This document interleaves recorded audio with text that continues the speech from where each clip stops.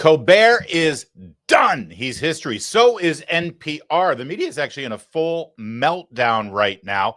They're irrelevant. It's great. And we're going to give you a complete and total breakdown on everything that's occurred just in the last 24 hours. It's epic. And our buddy Chris Stigall is going to help us with that one. Plus, why in the hell are Republicans talking about amnesty all of a sudden? Do you not know how to win? We'll tell you exactly who's discussing the idea of amnesty for illegal aliens. And we're going to tell you a story about an illegal alien who faked her own ICE kidnapping and abduction to raise money on GoFundMe. And of course, the media bought into it. It's an absolute fraud. We're going to show you that. And sadly, we got to go there. It's out there, guys. This blockbuster Wall Street Journal Epstein story they finally got Trump. Finally, this is it. It's over. It is devastating. It is a complete nothing burger. But we're going to give you all those details and Trump's epic reaction to all of it coming up right now. We're brought to you by The Lion. My name's Larry O'Connor, and you can call me Larry.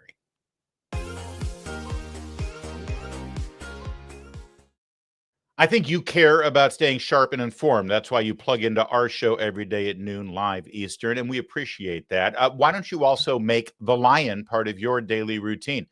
The Lion is published by the Herzog Foundation, and The Lion covers the headlines that matter. I'm talking politics, policy, culture, faith, all through a common sense, values-driven lens. It's the kind of journalism that goes beyond the surface, offering the context and clarity today's news demands. Whether you're tracking big national stories or you want to know what's happening in the schools or state houses and communities across the country, The Lion delivers smart, well-sourced reporting you're not going to find anywhere else. Visit readlion.com and make sure you sign up for the Lion's daily and weekly newsletters while you're there. That's readlion.com, news that informs and respects your worldview. Well, yesterday, a blockbuster announcement on The Late Show starring Stephen Colbert. This guy right here, Stephen Colbert. Oh, look how serious and earnest he is. Maybe that's the problem for the host of a comedy show. Stephen Colbert announced that CBS News would be firing him and ending the Late Show franchise. That's the show that started with David Letterman when he left NBC Entertainment back in the 90s. And now the entire thing is busted. It's broken and there's no reviving it. And yeah, you can blame Stephen Colbert for that. We'll get into the details in a sec. But first, here was President Trump's reaction to it on social media. He said, "I absolutely love that Colbert got fired. Hey, I thought you were going to be the jobs president. His talent was even less than his ratings. I hear Jimmy Kimmel is next. He's even less talented than Colbert. Greg Gutfeld is better than all of them combined, including the moron at NBC who ruined the once great Tonight Show." Understated as always from President Trump. Although I have an opinion about the whole Gutfeld thing that we'll get to in a sec. But let's bring in our friend, our colleague. He's the morning host on Salem Radio Nationwide. And of course, you also see him at Salem News Channel. He's Chris Stigall. Chris, good morning, sir. Thanks for joining us. Hey. I found another sketch. Donald Trump had left this one behind. You know what? That may be the first full frontal nudity that we've had on this show. He left them everywhere, apparently. It was that one time I did tequila shots. That was in the library. I just came across that one doing some research. He just left them everywhere. Morning. I don't know if you can see on the monitor. I've got the picture of Stephen Colbert dancing with chorus boys dressed up like vaccines and hypodermic needles as he was pushing the COVID vaccine on everyone. I'm sure you remember that classic episode of the Colbert Show. Yeah. Because I think this is part of the problem, don't you think? They sort of lost the plot on that show somewhere along the line. Buddy, this is it is a little personal to me. This is something I care a lot about. Honestly, I've spent a lot of my life before doing what we're doing today, thinking about, writing about, interning for, literally working in and around variety show television. A little background: back in the '90s, the late '90s, I interned with the Late Show for David Letterman. I've been a lifelong fan of David Letterman from NBC to CBS. Now, yes, I understand that Letterman's politics are exactly the same as Stephen Colbert's. Okay, I get it. I understand people are going to say Letterman was no different. He's not in politics. But everybody acknowledges, I think that's fair, Letterman did a different show, and he generally left those politics aside to just do an entertaining show. I think in the similar vein that Conan O'Brien has done and still does. Stephen Colbert, for half a second, if you remember, Larry, he tried back in May of 2015, he tried for like a minute to do straight ahead variety and ditch the entire Colbert thing that came from the Comedy Central channel, right? Where he did a pretend Bill O'Reilly satire show. Yeah, exactly. He tried to distance himself from that and do straight ahead variety, but at that time, again, if you remember, the Jimmys were just kicking his butt. Yeah, he couldn't get an audience, and so he decided, well, let's just scrap that and lean into hyper partisanship. Yep, and that brings us to 10 years later, and he's now murdered a decades-old franchise. I would be, if I were him and it were a normal marketplace, I'd be disgraced and embarrassed and never show my face again. I'm sure he'll promptly be given a podcast or a new Substack platform or something, and he'll be paid just as much. But when you really think about the heritage of television that he just murdered, it should be a disgrace from which you don't recover. Yeah, well said, and you're absolutely right. And it is a crying shame. I do feel bad because I as well. I mean, I didn't intern on the Late Show, but I was a huge aficionado. I loved the Letterman show. I loved when he transferred to CBS News. It was appointment television for me, and he ruined it. He 100% ruined it. But see, you and I, we're talking about the content. We're talking about the lack of humor, the lack of entertainment. Apparently, that's not what this is really all about. So let's turn to a sage, an oracle, a person who knows much more about this stuff than you and I, Brian Stelter. I mean, Brian, CBS is saying this is a financial decision. It is certainly, the timing of this is kind of stunning. Right, from the optics standpoint, the timing could not be worse for CBS. Colbert is such an outspoken Trump critic. He's just back from vacation, and as he showed there on Monday, on his first night back from vacation, he's also a thorn in his parent company's side.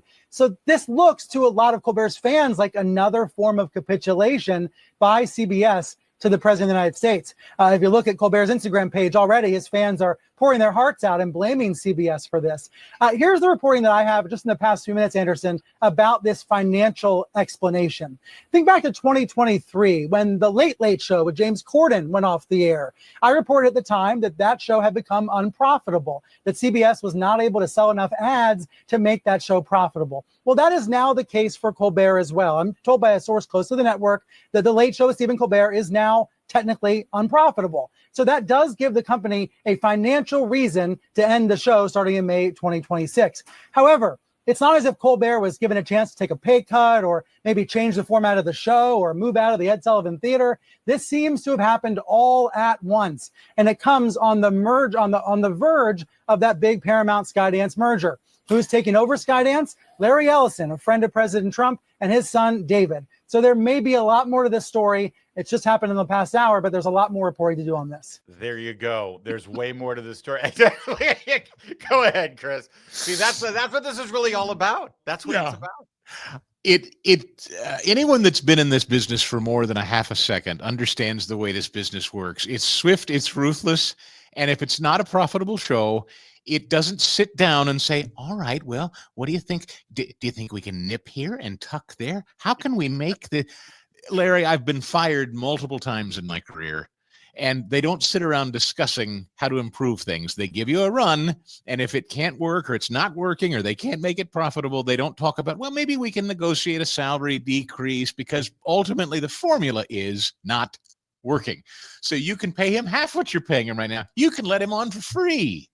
The point is, nobody's watching the crap, and nobody wants to buy the ads to the crap anymore. That's the point, Brian, and he knows it. You don't negotiate with people who are failing on their shows. You cut them loose. But it's a lot better on cable news to create this paranoia around this threat to the First Amendment and the pressure that's coming from the White House, and it's Trump's friends, and it's all about this merger. By the way, I'll tell you one of the problems. Anderson Cooper, the guy who was hosting that show on CNN, he was on Stephen Colbert over the last 5-6 years. He's a frequent guest. He's on 30-40 times over the last several years. Let me put it this way. Anderson Cooper was a guest on Stephen Colbert more than Tom Hanks was, more than Tom Cruise was. That's the problem. It wasn't about internet. They had Adam Schiff on last night. That is exactly what I was about to say. If you want to know what the problem with this show is, check the senior guest booker and who they put on the night he made the announcement the show was being shut down. And the senior guest booker thought that the primetime big shot sit down on the couch guest should be Adam Schiff, a United States senator. Now, no matter what your partisanship, I don't care if they had said his guest was going to be Tom Cotton or Mike Lee or Ted Cruz. I would have said the same thing. I'm sorry, on a variety show, you're inviting a United States senator? It's a terrible, this is the thing, and you understand this. I hate to even go here because it's such a tired old thing and we've talked it to death, but you don't do partisan variety shows. You just do variety shows. You entertain people and the people will come. But if you're going to wear a jersey for a political party and try to do the show through that prism, you're going to fail. It's guaranteed. And I think you're going to talk about this in a little bit. Greg Gutfeld is winning, not because he's wearing Team Republican or even Team Trump jerseys. He has fun with both sides. He knows what comedy means, and he knows people come to him for an honest take and an honest punchline. And that's what Gutfeld delivers, I think. Yeah, no, I agree. Now, and it's funny. It's similar to Howard Stern's downfall and Yes. And other late night shows. They used to be unpredictable. You knew they were going to attack somebody and offend, but you never know who they were going to offend because they were equal opportunity offenders. Howard Stern would, offend Bill Clinton at the same time he would offend George Bush. You never knew, right? Yeah. But this became predictable. It became sad. It became tired. That said, and I like Gutfeld's show, and I like Greg Gutfeld himself. But the problem with the Gutfeld show is that the platform it's on, it's Fox News. Because it's Fox News, they feel like they have to talk about news and politics a lot. And here's my problem. I think I'm done at the end of the day. Right. I'm fatigued by it. I think CBS Entertainment shouldn't hire Greg Gutfeld and say, here, we'll give you this platform. No, they should hire Shane Gillis. Shane Gillis proved this week that he can offend everybody and be hilarious and be edgy and be dangerous. They should dump a truckload of cash in Shane Gillis's driveway and have him reinvent the medium. It would shock the world, but they won't do it. They couldn't possibly do it. You know, an interesting thing that happened years ago when Jimmy Fallon, back in 2015, if you hit rewind, when Jimmy Fallon was actually leading this, he'd taken over the Tonight Show and he was leading in the ratings pretty substantially. And Fallon was beloved by most people. Most audiences really enjoyed him. He was that kind of impish, boyish guy from SNL. He was just not objectionable, really. And as such, he was enjoying the ratings. Colbert was floundering. Jimmy Kimmel was floundering. But then, as we all know, Donald Trump ran for president. Jimmy Fallon had the audacity to welcome Donald Trump on as a candidate, have a little fun with him. And these hyper-partisans decided to turn their focus on Jimmy Fallon and attack him and call him some shill for Trump. And at that time, if you remember, as you probably well do, the hatred for Trump was ratcheted up to an 11, maybe even more so than it is today because he was less familiar. That was Trump and Hillary. And Jimmy Fallon was castigated as some hyper-partisan, and as such, he had to react. Jimmy felt he had to react rather than just stand his ground and keep doing a show. He decided, oh boy, I got to overcorrect here. So he started buying into, I got to do partisan comedy. I got to start mocking and attacking Trump. And so all these people, be they left, be they right, who just thought Jimmy Fallon was a nice guy and entertaining and sang karaoke songs and interviewed celebrities, now all of a sudden they saw a guy who the left was trained to think he was a hyper shill for Trump. And those of us who were supportive of Trump were like, well, who the hell are you now? You're attacking Trump? I'm not going to watch this. And so Fallon is the case of not knowing who he is, not having an identity, was trying to do a straight ahead variety show and then succumb to the mob on the left. And now they're all fighting over these little scraps, Larry. They're all these tiny little scraps of variety show audiences now that are all leftists. And they wonder why it's not profitable. It shouldn't be hard to figure out. All right, listen, there's a lot more to talk about in the media, so let's turn to another clip I'm sure you're going to love. This was CNN last night. We get a lot of traction off the Abby Phillips show. Here was Tu Ray with an interesting perspective on the anniversary of the assassination attempt of Donald Trump. So I thought that was win. Win. That's really important. He supposedly got shot in the ear. We never heard from his doctors on that. Did you say supposedly? When did we hear from his doctor? Guys, When did we hear from his doctor? Hold on. If y'all stop screaming at the table, maybe I can actually respond. Supposedly. Hold on. Supposedly. Okay. That's where we are now. Hold on a second. Hold on a second. Teray, he was shot in the ear. Thank you for clearing that up. All right. But we can Okay, hear from the doctors. We would always hear from his Did doctors. we hear when from we his get shot. doctors? Did we hear from his doctors? Is this really your Scott, argument? I mean, is this Scott, the did best we hear argument from you his have? doctors? I mean, all I know is I went to the Republican That would be National no. Convention and he had That would be no. a bandage Okay. on his So you're ear. really- All right. you're really I gonna don't- sit here He and had say blood Donald on his Trump face? was not Let shot. me- Where did it come Let me from? just stop. Hold on a second. Why? guys. Thank you for being Why? Alexei. Why are we? But Gentlemen. Thank you. Gentlemen, just 1 second. I think this is like a total off the, this is not really what we're talking about, because one of the reasons he released this information is because there. All right, we've seen enough. So now I honestly, I find that funnier than the Stephen Colbert show. You got Toure, and I don't even know where the hell this guy's been for 10 years. Andrew Breitbart used to love to make fun of him. He's saying that Trump supposedly got shot in the ear. He's an assassination attempt truther, apparently. And they're questioning why we never heard from Trump's doctors. Chris, this is CNN. This is like a legitimate primetime news conversation that's going on there.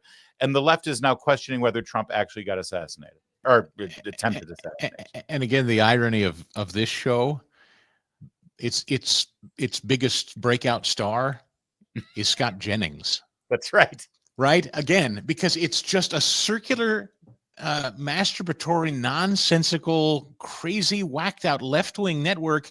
And they bring in one guy, Scott Jennings, to offer just a counterbalance. And people are now tuning in for Jennings. I mean, they'd be smart. And Jimmy Fallon, by the way, I saw Meghan McCain say something similar. Jimmy Fallon would be wise now to start inviting Republicans on his show and being nice to them and treating them like human beings. I think that's a great strategy, actually. But anyway, as an aside, and Toure, can we talk about the guy? He looks a bit like the guy. Remember the guy that sang Humpty Dance? Looks a little like that, and maybe a little Doc Brown from Back to the Future. If you kind of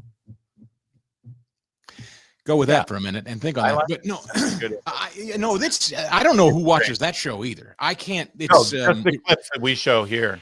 All right. Speaking of the assassination, I don't know if you saw this. CBS News correspondent Scott MacFarlane was in Butler the day of the assassination attempt, and then he actually had to take some leave for post-traumatic stress disorder. Not because of the bullets flying. No. Because of you and me.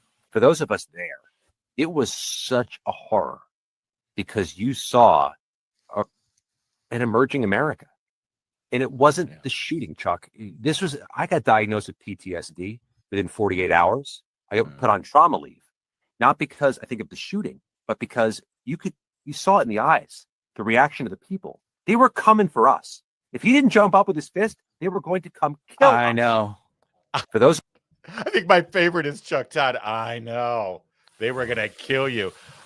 Chris, PTSD because the people in the crowd were going to kill the reporters. Yes, this has all the hallmarks of a classic Brian Williams story. It reminds me of when Brian Williams went on Letterman, the aforementioned, and told that story about, much like Hillary did once, about being on a helicopter in a war zone, I think somewhere in Iraq or Afghanistan or something like that, and they did a corkscrew landing or some such thing. And the guy who was piloting Brian Williams said that didn't happen. And Brian Williams said, "Oh gosh, I guess I misremembered it." He'd been telling this same story over and over again about the heroism of his time as a journalist in the back of a war-torn helicopter being shot at. It was made up. These guys make it up. They live in a fiction. They live in their own fan fiction head. And yes, of course, we're the wild-eyed crazies coming at them looking for blood if Donald Trump had been killed. Well, look, if he interprets that our rage for them gives him PTSD and he's frightened of us, what does that say? It says to me he feels he has reason to be. I mean, that's such an absurd premise unless you think, I might be responsible or have something to do with this guy being shot at and or potentially killed, and his supporters might blame me and think I'm responsible for it. Is there any introspection? I think there may be some actual truth to that. Now, again, of course, I'm not suggesting anyone should go attack journalists or the members of the media, but they have been a mob, and we're watching it again today. I think what the Wall Street Journal is doing right now, it's disgusting, and we're reminded they never stop. It's this insatiable lust to make this man out to be subhuman until, yes, someone tries to take his life. And those of us who have voted for him and support him, If he had been killed, you turn around and you look at them and you say, do you see? Do you see what you've done? Do you see the story you've told about a guy, this fiction you've spun? You have caused someone to try to, or effectively take his life. God forbid had that actually happened. So yeah, I hope he does feel a little guilty about it. I do. I hope they all thought a little harder about the way they talk about the leading candidate for president of the United States and a former president. Sure, but of course, the premise is all built on a lie that Trump fans and people who come to a Trump rally are really just a murderous horde, and they're just one hair trigger away from turning into the violent mob that'll rip them apart. Or as shots were ringing out, the first thing everybody was thinking was, who's the journalist we can go murder? I don't know about you, but I'm probably thinking, boy, I need to get out of this open field space while bullets are flying. Yes, but the reporter, I mean, again, the fact that he had to go to HR at CBS News and take sick leave for PTSD is just the perfect epigram for the entire. Any guy who's using hairspray, I don't trust. Let's just put it that way. Well, I mean, easy for you to say. Exactly. Hey, let's turn to Joy Reid. Joy Reid appeared on Piers Morgan's show, and when Piers played a flashback video from us here at Town Hall, well, things went a little off the rails. It's gorgeous. Watch this. Let's move on to, I want to just play a clip of when you lost your job at MSNBC. Let's watch this. My show had value, and that, I'm sorry, that that what I was doing had value. And in the end, I'm sorry, I try not to cry on TV. And whether it's talking about any of these issues, and yes, whether it's talking about Gaza and the fact that we as the American people have a right to object, to little babies being bombed. And I am not sorry that I stood up for those things, because those things are of God. And you know, I'm a church girl too, and those are the things that I was taught were of God. And so I'm not sorry. I'm just proud of my show. Now, look, you're perfectly entitled to be proud of your show. Many people enjoyed your show for many years.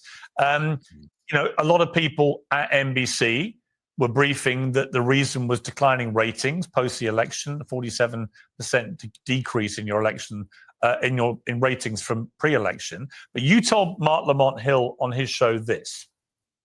After I said on my show that the reason Americans could relate to Ukrainians in a way that they didn't relate to Palestinians, that Ukrainians are white. And so watching white people get their schools bombed was, you know, hit different.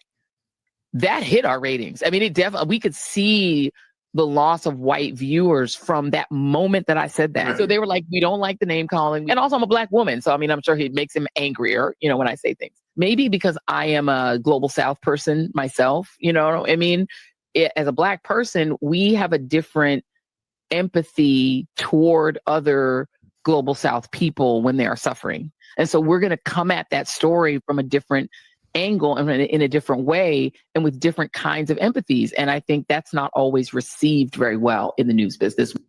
Now, Joy, I mean, look, let's be honest. I don't think you were fired after all those years because of your skin color or because you're a Black woman. I think you were fired because your show just got increasingly unpopular. It happens all the time in TV. That's why you got let go. Why play the race card? First of all, I love the fact that your play the race card is your version of the race card. You literally are so fixated on trying to racialize conversations with me, Piers. I find it actually quite charming. You racialize more conversations in your tenure at MSNBC than any host in history. All right, Piers. And the bottom line is you take an entire conversation that I had with Mark Lamont Hill and pick the bits that you can racialize because this is your shtick. And I get that this is your shtick. You racialize everything, Joy. Come on. I get it. I understand this is your shtick, Piers. And listen, game recognized game. I get this is your game. I do love that he laughed in her face because that's all she deserves. So Joy Reid is accusing Piers Morgan of racializing everything. Has Joy Reid met Joy Reid, Chris? You know, what was incredible about that, as she's arguing about racializing everything, Mark Lamont Hill in the clip was, his shirt said the future is Black and feminist. Yes. He's literally wearing a shirt that's racializing things. Like that, of course, is their identity. It's all they have. It's all they ever do. The Obamas and their stupid podcast, it's all they ever do. They talk about gender and race and gay and straight, and they don't know how to have a conversation unless they're putting people, even in her lead up to that. What did she call them? Southern Global South. Global South. What the hell is that? That's a new term. I thought that was Guatemala. I don't know. Global South. It sounds like an airline that didn't do well or something. I don't know. Welcome to Global South Airlines. But then nevertheless, I don't know what she's saying. It does amaze me, though. Very similar to Colbert, right? It's very similar. The weeping. You guys here at Town Hall did so well covering that initially. My show had value. Colbert, my show has value. Your shows don't seem to have value to people that watch them. Right, or to people that pay for it. I think NBC Comcast is able to say whether it has value or not, and they let you know. I have worked for many, many employers, sadly, 4 of whom have fired me, and 2 of them for budgetary reasons, 2 because the show sucked. But in all 4 instances, there was never a discussion, nor was I crying about, I have value, my show has it. It's the nature of this soulless business that we're in. You either sink or you swim. And so it's amazing to watch. And NPR and PBS, for that matter, too. My first job was on an NPR affiliate. And I only learned later in life that NPR didn't have to worry about the market the way you and I do, to worry about sponsors. And PBS didn't either. I only came to learn later. I was trying to get into an industry, and my start was on a place that was propped up with tax dollars, which wasn't fair at all. So it's like none of these people can exist except on their good vibes or taxpayer subsidies. And the rest of us actually have to produce a product people watch and listen to, or we get fired. And by the way, I think that you're very insightful to compare that clip to the Stephen Colbert thing and all the emotion over his show getting close, because these aren't shows anymore. They're not news shows. They're not information shows. They're not entertainment shows. It's group therapy. It's left-wing hectoring, lecturing group therapy. It's CNN and MSNBC with applause lights and live music. That's all they've become. One last clip here, if we could, just to sort of round out our discussion of the media and their takes this week, the lowest of the low. Check this one out.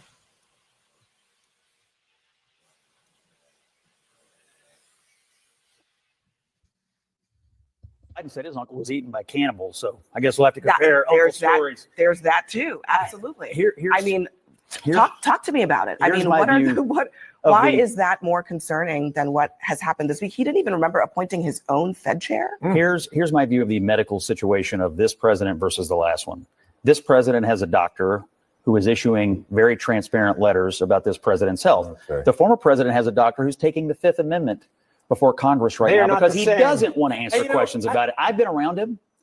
I have detected nothing. I've seen nothing but a man conducting 6 meetings at the same time. You sound like Joe Biden's aides who said, I've been around him. Yeah, and I'm not taking the Fifth Amendment. I'm just saying that by your own metric, if this were Joe Biden, and perhaps it was when he said his uncle working 20 hours a day. He does hours of press conferences every day. Abby, are you saying Donald Trump is not visible as president, and it's anywhere comparable to Biden's hiding for 4 years? I'm not saying any of those things. I'm just asking why he didn't remember that he appointed the Fed chair in 2017 and stood in the Rose Garden with him. I'm just asking questions here. Chris Stigall, bring the clip back up real fast because the Chiron is fantastic. White House dismisses apparent memory lapses by Trump. They're literally 6 months into this presidency, Stigall. They're doing a roundtable discussion about clearly the cognitive decline of Donald Trump. Donald Trump. And they never did a segment like that about Joe Biden. Oh, I think you're on mute there, Christopher. My apologies. And one of their star anchors is, of course, running around the country hawking a book about how they all missed it. And gosh, isn't he sorry? Oh, we missed that. How did we miss that story? No, it's interesting that I think just in the last week, Biden's doctor, Jill Biden's chief of staff, Biden's deputy chief of staff, they've all pled the fifth on the issue of whether or not Biden's cognitive decline was obvious or not. Now, in an era where we're all shrieking and yelling about transparency and what does Trump know and Epstein and his relationships and his memory and all of the, Caroline Leavitt stood up there yesterday and she read ad nauseum the health status of Donald Trump for his bruising and his swollen ankles and all of that sort of thing. Total transparency. So yeah, Trump is, if anything, I wish Trump were a little less transparent, quite frankly. It would make our jobs a little lot easier, but maybe keep that thought to yourself, President Trump. Maybe that's what you don't have to share with us. Just now and again. Yeah. He's an oversharer. Yeah. No. And listen, this was a banner week. I get literally banner 36 hours for the media. We barely touched on the NPR aspect of it. I'm glad you brought it up. It really is remarkable. And I mean, listen, for what we do, I wish you would stop with your. I just found it. It makes our job easier, though, since much of what we do is media criticism. So I knew that you would enjoy this. And is it true that you're in the running for a brand new late night show on CBS News? I don't know. If they're interested, give me a ring. But I know they're handing out podcasts right and left. So I expect the Stephen Colbert experience soon, I'm sure. Oh, God, that's right. We're going to have a Stephen Colbert podcast, aren't we? Where he can really tell you what he thinks. Maybe he can go sit down with Michelle and help her out. Thank you, Chris. Have a great weekend. That's Chris Stigall, boys and girls. Make sure you check out his show every single morning on Salem Radio nationwide and, of course, on the Salem News Channel. If you care about the direction of this country, you need to be reading The Lion, published by the Herzog Foundation. They're the national leader in Christian education. The Lion is an award-winning news site delivering sharp, timely reporting on what's really happening in America's schools, culture, and in government. It's the kind of journalism that cuts through the noise and gives you the full picture, especially when it comes to the growing movement toward Christ-centered education. But The Lion goes beyond classrooms. It covers parenting, faith, freedom, and the cultural battles shaping our future. Just like its namesake, The Lion embodies strength and courage, standing firm in a landscape where too many have surrendered our children's future to the left's ideology. Visit readlion.com. Sign up for the daily and weekly newsletter while you're there so you never miss a headline. That's readlion.com. Well, yesterday, there was a blockbuster Wall Street Journal story connecting irrevocably, you can't deny it anymore, connecting Donald Trump with the crimes of Jeffrey Epstein, the crimes of Jeffrey Epstein. And in this article, it appears that the biggest crime of all was a crime against literature and prose, as they published Donald Trump's birthday greeting to Jeffrey Epstein. This was the big blockbuster. This was the game changer. This was we finally got him, guys. This was it. But wait until you hear who wrote this Wall Street Journal article. Wait till I reveal to you exactly who's behind this hit job on Donald Trump. It will blow your mind. But first, let's get to the prose. This apparently is supposedly Donald Trump's creative writing exercise in delivering a birthday greeting to Jeffrey Epstein. May I? Voiceover. There must be more to life than having everything, the note began. Donald. Yes, there is, but I won't tell you what it is. Jeffrey. Nor will I, since I also know what it is. Donald. We have certain things in common, Jeffrey. Jeffrey. Yes, we do, come to think of it. Donald. Enigmas never age. Have you noticed that? Jeffrey. As a matter of fact, it was clear to me the last time I saw you. Trump. A pal is a wonderful thing. Happy birthday, and may every day be another wonderful secret. Does anybody believe Donald Trump wrote that crap? It's serious. By the way, there's so much wrong with this story. The Wall Street Journal did not actually show a picture of the letter. They showed a picture of the stick figure that he apparently drew of a topless woman that accompanied this. By the way, this was 2003, over 2 decades ago, before Donald Trump, I think, even thought about running for president, except for when he mused about it in an Oprah interview.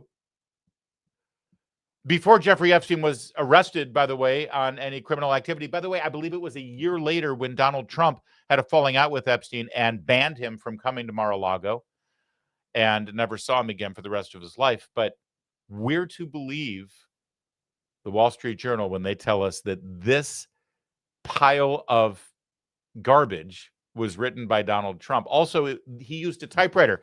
Now, it's not like this was 1974 when all you had was a Smith Corona to hammer something out. This was in the day of word processors, okay? It wasn't that long ago. We did have Microsoft Word and Word Perfect, if I remember right, back then. And yet, apparently, Donald Trump used a typewriter to type out part of his greeting. Also, did you notice something else here that made it past the Wall Street Journal editors? Every time Donald Trump says something in this little radio drama that's been composed, it says Donald, except at the end it says Trump. Now, is that a mistake that the Wall Street Journal made? Or is that actually how this supposed birthday greeting was actually typed? That first he referred to himself as Donald and then referred to himself as Trump at the end? By the way, people in the know say that Donald Trump, when he sends a personal greeting to someone, never types it, and it's never even word processed. It's always completely handwritten.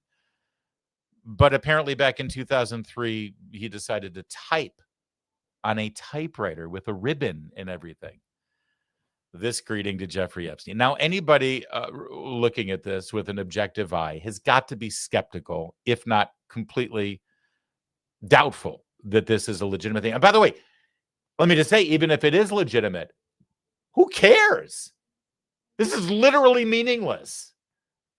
There's nothing newsworthy about it. But anyone who looks at it probably doubts the veracity of the story and the legitimacy of this apparent dialogue, that it was handwritten and composed by Donald Trump in 2003 as a birthday greeting to Jeffrey Epstein. Anybody with a brain knows that. Chris Hayes, host of a primetime show on MSNBC, apparently doesn't have a brain. He looks at it, and his reaction immediately is, Lord in heaven, this sounds incriminating as hell. Jesus. Well, it's incriminating to the reporter from the Wall Street Journal who decided to run with it.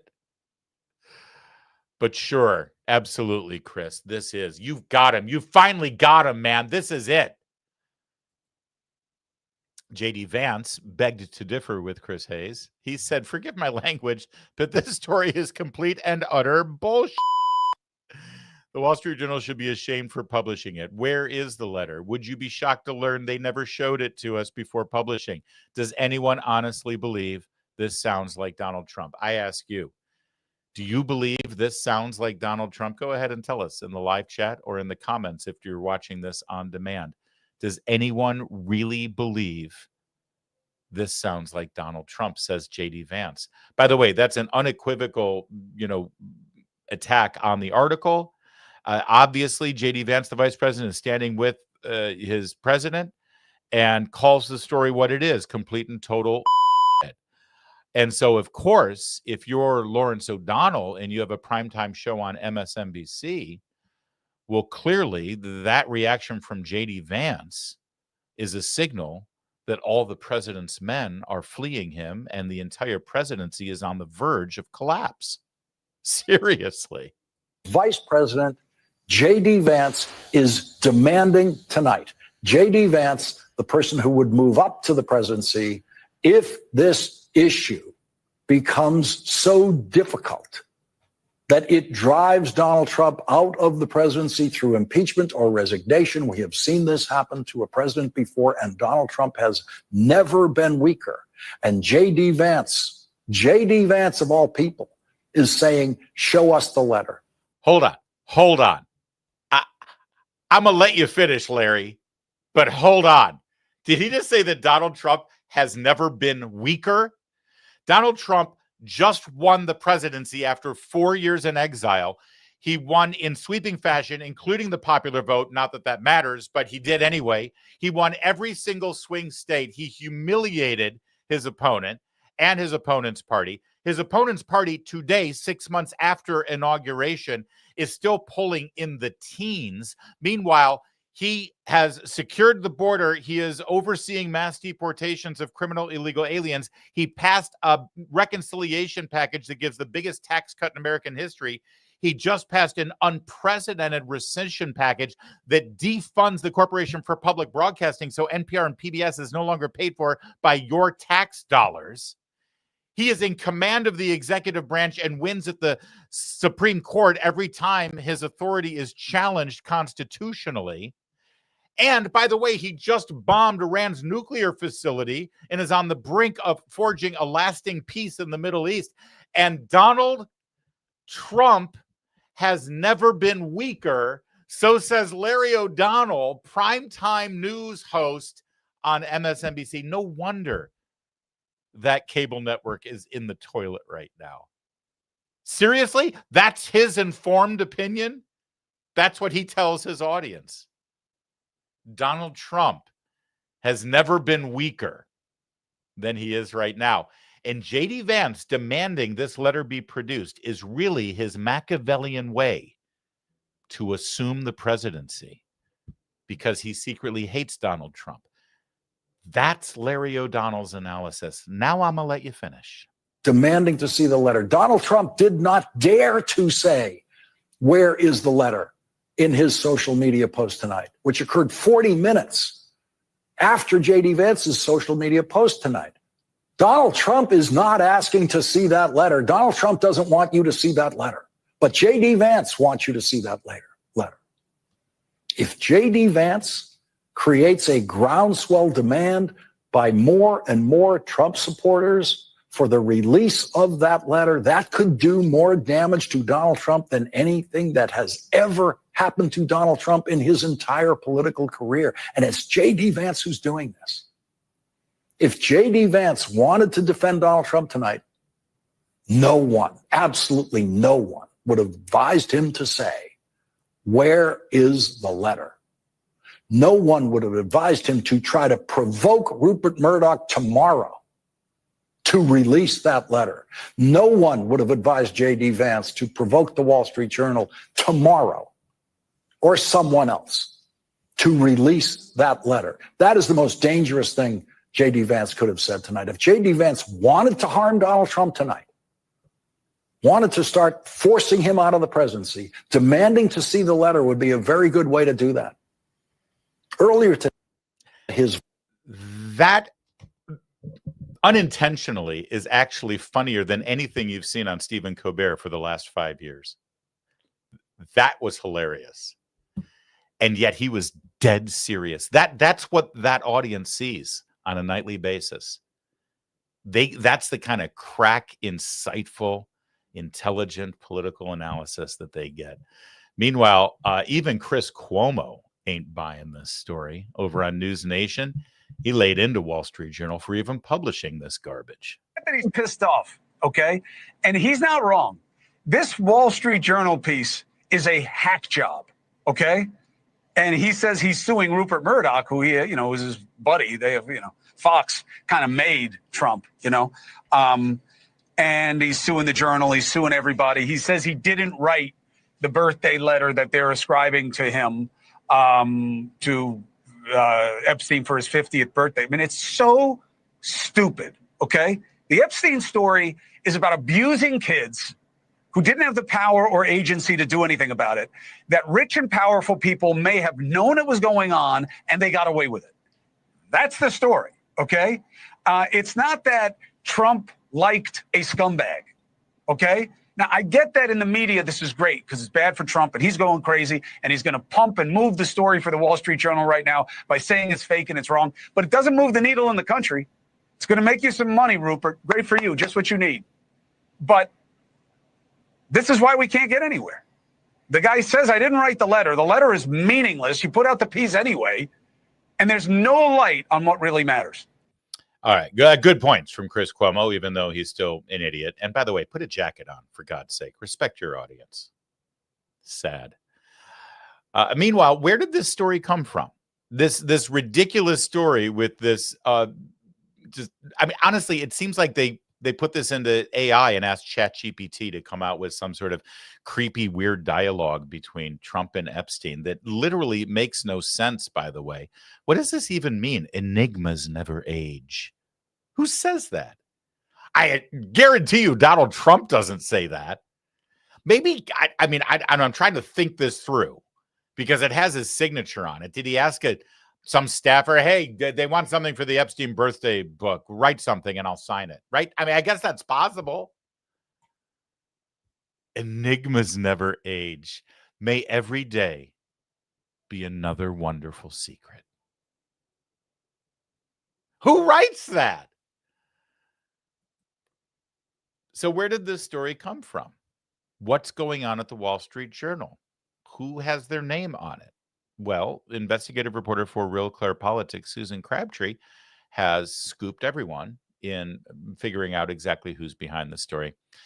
The alleged Epstein birthday letter. The Wall Street Journal reporter who broke the blockbuster story alleging a letter Trump wrote to Epstein for his 50th birthday included some tawdry elements previously. Tawdry elements previously worked for Maine Justice. His only prior reporting experience listed in his bio. Yeah. He's not a journalist. He's not a reporter.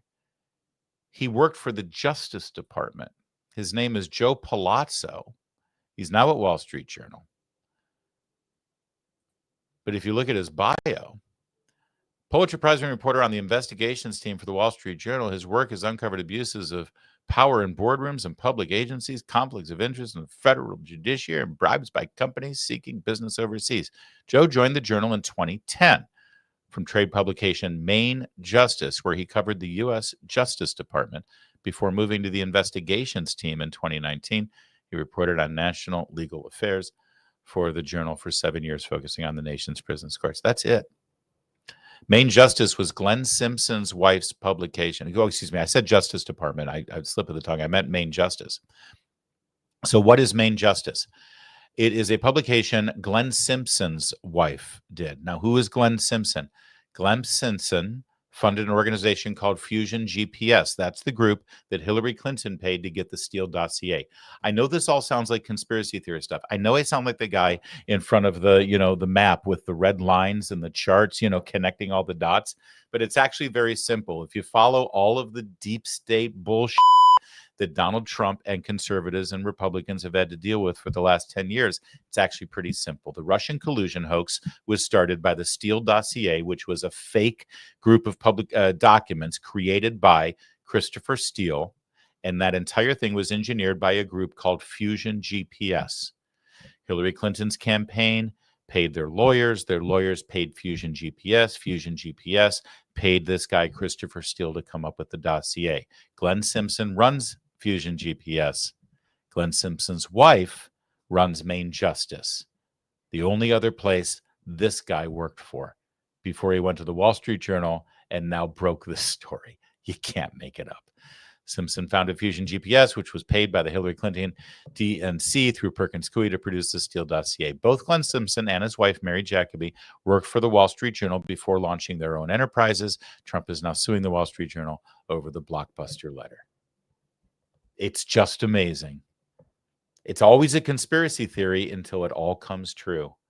And then, well, it's not a theory anymore. All right, so what's the fallout of this story? Is this the smoking gun? Is this the blockbuster? Does this explain why Donald Trump won't release the Epstein files? No, no, no, no, and no. It does explain something. Have you noticed how in the last few days, Democrats have all been clamoring for Trump to release the Epstein files? We have people who haven't talked about the Epstein files ever in their entire professional or public career. And suddenly it's all they want to talk about. These Democrats, release the files, release the files. What's Trump hiding? Release the files. Now we know why. You see, it was kind of an open secret that the Wall Street Journal was working on some kind of story connecting Trump to Epstein this week. People have been talking about it since Tuesday. And so if I heard about it, Lord knows Democrat elected officials knew about it. And so that's why. They knew a story was coming, so they wanted to get out in front of it, these Democrats, and build it up and make it bigger than it was. The sad thing was, it was a complete and total dud. Nobody cares. It's laughable. It's a punchline. But the one thing that this story did do was light a fire under Donald Trump on the entire Epstein saga and unified Trump supporters. Because, listen, nothing unifies Trump supporters than a fake news story trying to attack him and destroy him. So Donald Trump took to Truth Social yesterday when the story broke. Said the Wall Street Journal printed a fake letter supposedly to Epstein. These are not only are not my words, not the way I talk. Also, I don't draw pictures. I told Rupert Murdoch it was a scam, that he shouldn't print this fake story, but he did. And now I'm going to sue his ass off. And that of his third-rate newspaper. Thank you for your attention to this matter. Further, he said, based on the ridiculous amount of publicity given to Jeffrey Epstein, I have asked Attorney General Pam Bondi to produce any and all pertinent grand jury testimony subject to court approval. This scam perpetuated by the Democrats should end right now. So if your big Moby Dick white whale that you've been hunting all week was release the files, well, you've gotten what you wanted. And maybe it's because of this Wall Street Journal article, but Trump says release it all. Release all. Here's the problem, though. It's never going to be enough. With a story like this, it's never going to be enough. And if you look at what Donald Trump has ordered Pam Bondi to do, he wants her to produce any and all pertinent grand jury testimony. Okay, so who decides what's pertinent? And if you just release what's pertinent and you don't release the other stuff, then there's always going to be people saying, oh, there's stuff that you're holding back and you're not telling us why. You see, this is this slippery slope that will never be satisfied. And also, by the way, subject to court approval. So if a judge somewhere says, nope, you can't release that, well, you know why that judge says you can't release that? Because the judge is in on it, right? It doesn't matter if he is or not. This is just how this story goes. I've seen it for too long. Then Donald Trump had a longer statement. Let's go. Wall Street Journal, Rupert Murdoch personally were warned directly by President Donald J. Trump. I do like when he third persons himself, that the supposed letter they printed by President Trump to Epstein was a fake. And if they print it, they will be sued. Mr. Murdoch stated that he would take care of it, but obviously did not have the power to do so. The editor of the Wall Street Journal, Emma Tucker, was told directly by Caroline Leavitt and by President Trump that the letter was fake, but Emma Tucker didn't want to hear that. Instead, they're going with a false, malicious, and defamatory story anyway. President Trump will be suing the Wall Street Journal, News Corp, and Mr. Murdoch shortly. The press has to learn to be truthful and not rely on sources that probably don't even exist. President Trump has already beaten George Stephanopoulos, ABC, 60 Minutes, CBS, and others, and looks forward to suing and holding accountable the once great Wall Street Journal. It has truly turned out to be a disgusting and filthy rag. I do like the disgusting and filthy rag is in quotation marks. Writing defamatory lies like this shows their desperation to remain relevant. If there were any truth at all on the Epstein hoax as it pertains to President Trump, this information would have been revealed by Comey, Brennan, Cricket Hillary, and other radical left lunatics years ago. It certainly would not have sat in a file waiting for Trump to have won 3 elections. This is yet another example of fake news. That's a hell of a statement. And as my friend Tom Sauer pointed out on X, you know he's pissed when he doesn't even thank us for our attention to this matter. All right. Well, you're up to speed on the latest. Wall Street Journal ran with that story.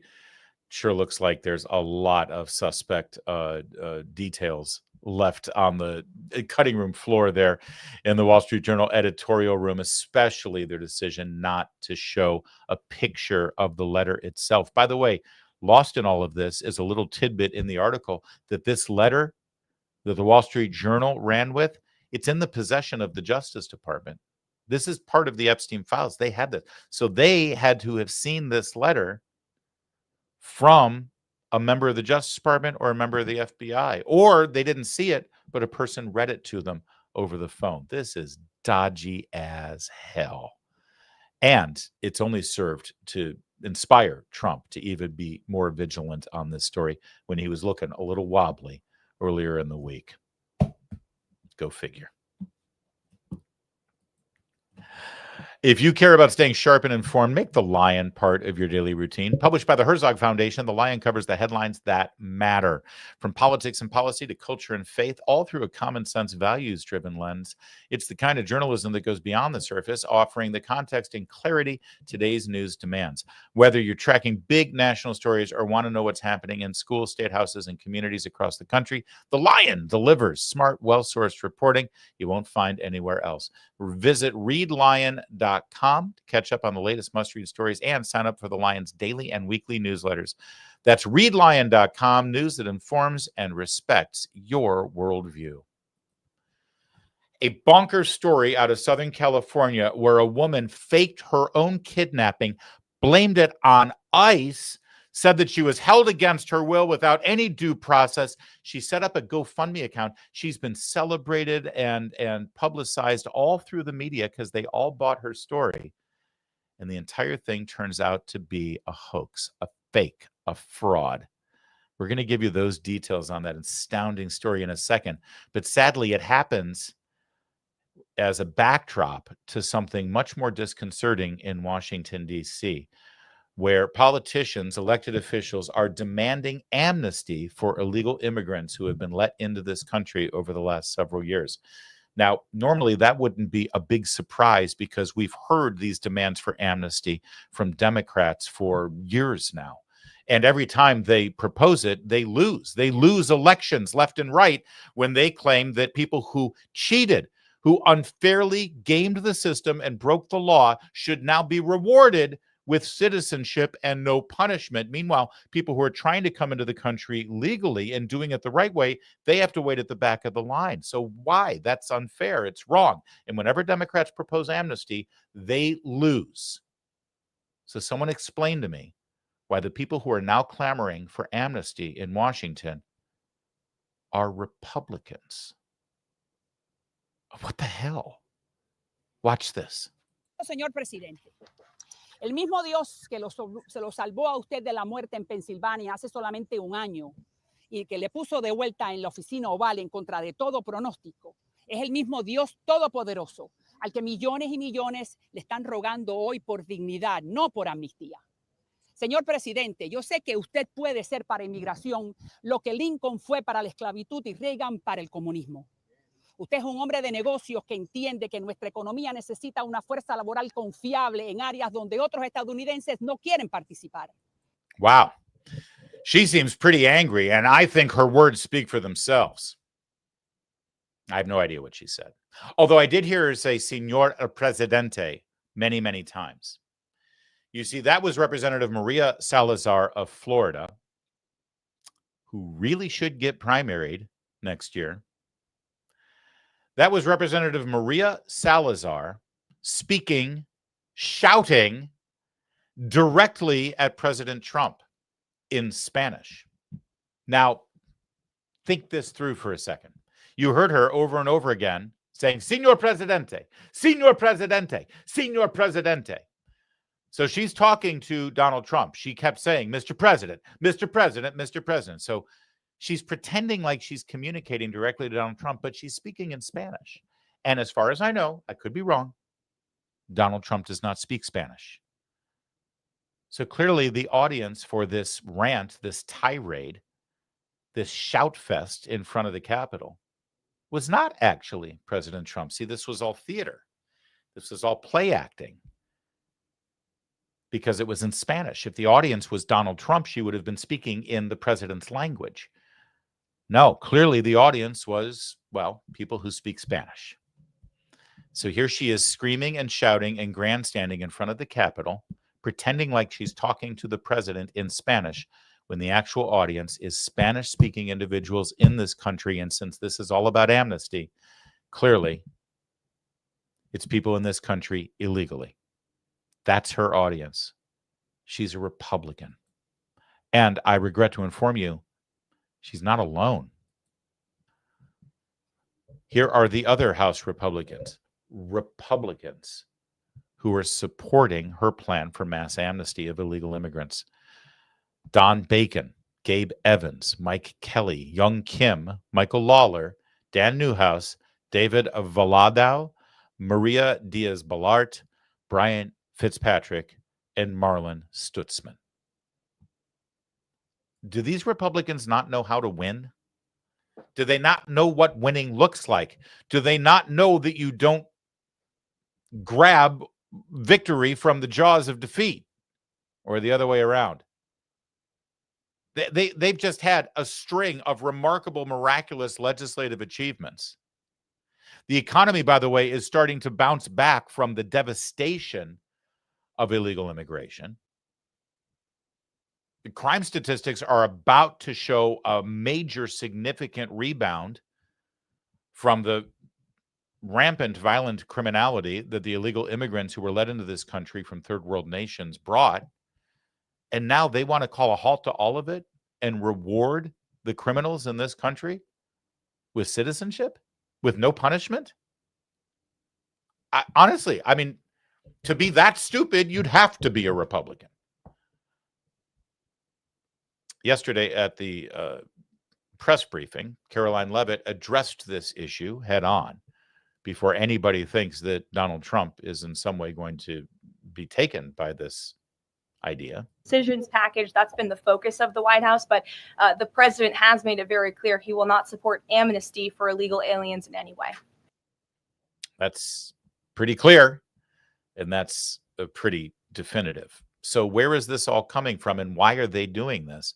Well, there's a lot of nonsense and hysteria going on in this country, mostly promulgated by the left and Democrats and echoed by the media and screamed by the media from the rooftops that in some way ICE agents are thugs that are violent, that are wearing masks, and they're wreaking havoc on communities.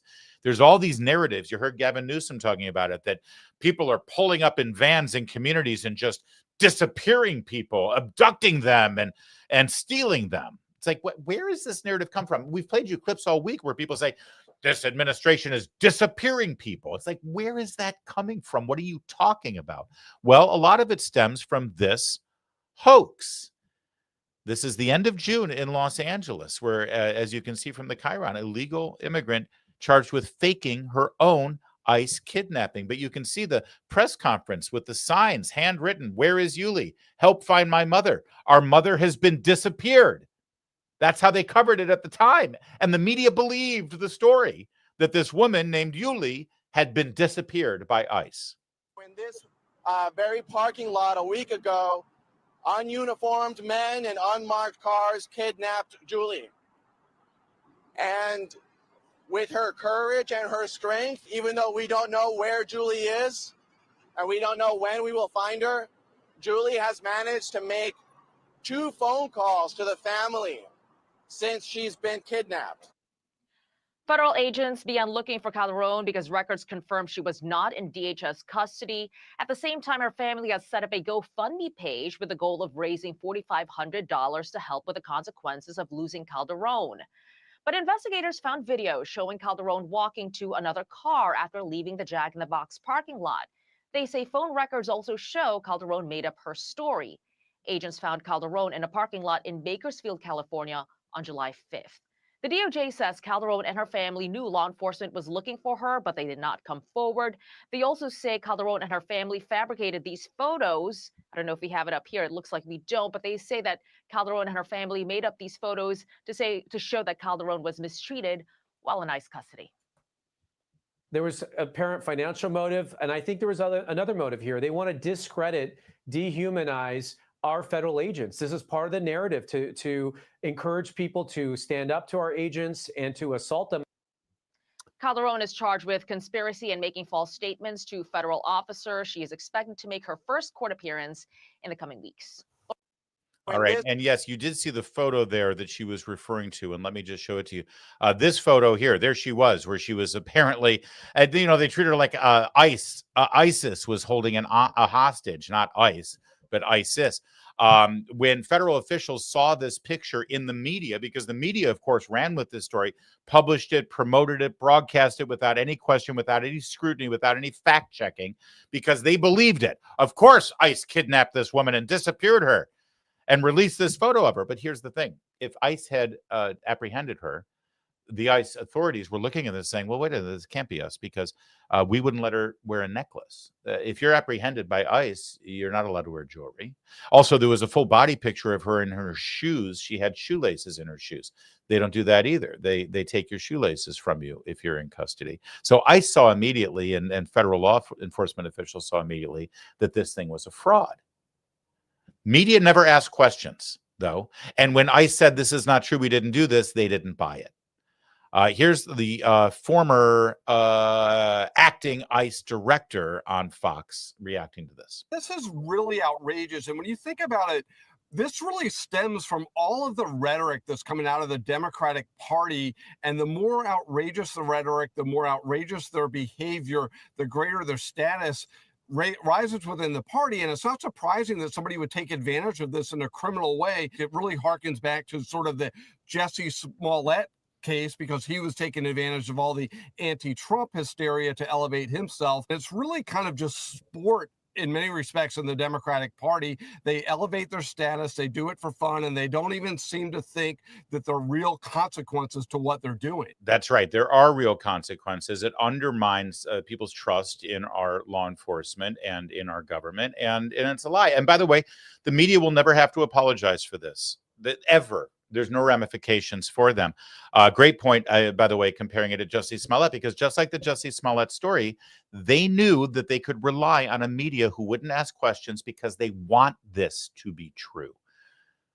That's the mania that's going on right now in this country over ICE and federal law enforcement officials doing their job.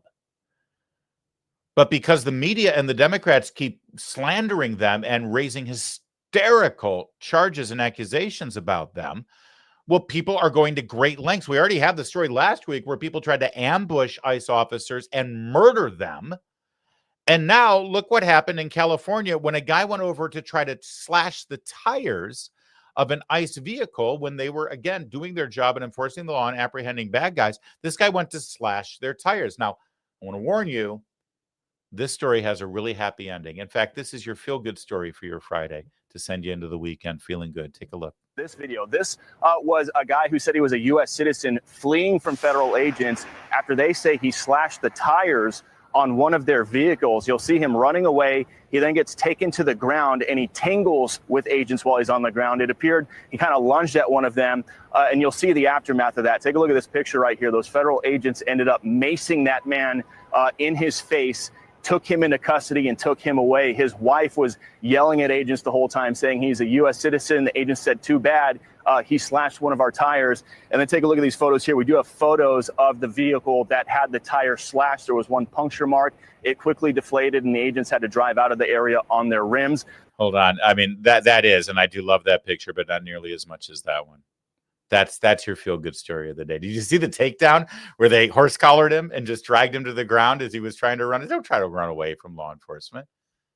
Don't slash their tires. Don't lunge at them. This is what your face will end up looking like. You'll get maced and you'll be rubbed into the asphalt because that's what you deserve, because you're a dirtbag. Oh, isn't that great? It is. I do love a good feel-good story. It's a human interest story, and it's going to have a spring in my step now. So yeah, so while this is going on and ICE agents are being attacked and their vehicles are being vandalized, and while women are pretending like they're being disappeared by ICE agents and they raise money fraudulently on on GoFundMe, and the media is going ahead without any scrutiny, celebrating these stories and blasting it everywhere, while all that's going on, that lunacy is happening. You've got Republicans in Washington offering amnesty to these lunatics. It's enough. I can't remember who said it. Will Rogers, to paraphrase Will Rogers, said, I don't belong to an organized political party. I'm a Democrat, but I'll paraphrase it and say Republican. It is kind of funny that back in the 30s, it was Democrats who were pathetic. This is outrageous. And Speaker Mike Johnson, I respect the man. I think he's great. He needs to calm this down immediately, or just let all of these Republicans know that they will be primaried toot sweet. I mean, people are raising money and circulating petitions now to get that done. No amnesty, no how, enough. All right, guys, thank you for watching this Friday edition. I appreciate it. Let's start with Rumble on your super chats. Arthur Brogdon with the $10 super chat saying the Trump Epstein letter is Bush National Guard letter redux. 100%. In fact, maybe that's why they won't produce the actual physical letter. For those of you who don't remember, that was the attempt to discredit George W. Bush by Dan Rather at CBS News in the 2004 re-election campaign, where they claimed that there was a letter showing that George W. Bush was trying to get out of his National Guard, Air National Guard service so he could avoid the Vietnam War. And it turned out that the letter, which was supposedly written back in 1968, was produced on a word processor, which they didn't have back in 1968. The entire thing was a joke. It destroyed what was left of Dan Rather's credibility and his career. And yeah, this feels very similar, Arthur. Well spotted. All right, what's our other super chats? Angela with a $5 super chat. Gutfeld has a bigger audience than all the others combined, but even Greg Gutfeld has his moments, and I turn it off. How about Late Night with Larry? I'd watch. Oh, that'd be fun. As long as I can do it right here in this studio, which I love so much. I'll tell you, I mean, part of our vision for this show that we started back in October of 23. So gosh, it's been a year and a half since we launched this show, but I did want to make it feel like a conservative version of The Daily Show back when The Daily Show was funny, and sort of have a funny take on news and events, and then offer my opinion. So I like the late night vibe. I do. But again, I don't want to have to commute. I'm very happy working right out of this studio here, Angela. Thank you. $2 super chat. Forgetting Peon Powell just shows his irrelevance. Peon. Oh, you mean the Fed chair? Oh, you're reacting to why did Donald Trump forget that he nominated Leon? Yeah, exactly. That shows how irrelevant Powell is. Thank you, Angela. Good point. $2 super chat sounds like the Schiff phone call fantasy. Oh, the dialogue between Trump and Epstein. Yeah, it is. There's something very creepy about all of that. And you're right. It does sound like something that Adam Schiff would make up. Thank you, Angela. We voted for mass deportations, not mass amnesty. I don't know what these Republicans are thinking, man. I don't try to give you news that's going to piss you off, but that will piss you off, and hopefully you'll do something about it. Psychological Projectionist has upped his £2 contribution to £5. Thank you. That makes me feel good. If you don't deport, the pressure on the border increases. You can't have amnesty for illegal immigrants without encouraging more illegal immigration. It is that simple. Thank you. It takes a Brit or an expatriate Yank to explain it. It's so simple. You start letting people in other countries know that they're going to get free citizenship and other free benefits. Guess what? They're going to come here and they're going to take it. It's logical. That's why these idiots haven't figured it out, because it's too logical. Thank you guys so much. What a week this has been. Your support has been incredible. Like and subscribe to our channel, please. And if you like what you see, share this with other people. Let them know that we have a party here every day, and we'll pick up the party on Monday, same time, same place, noon Eastern. Thanks for watching. Have a great weekend. My name is Larry O'Connor, and you can call me Larry.